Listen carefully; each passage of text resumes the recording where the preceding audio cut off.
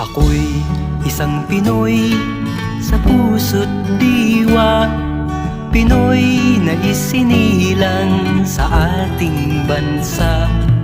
Ako'y hindi sanay sa wikang mga banyaga, ako'y Pinoy na mayroong sariling wika.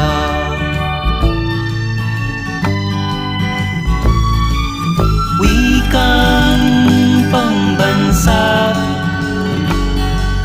ang gamit kong salita, bayang kong sinilangan,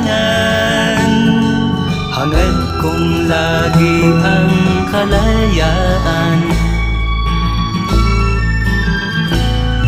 Sigat Jose Rizal nooy nagwika, siya ay nagpangalan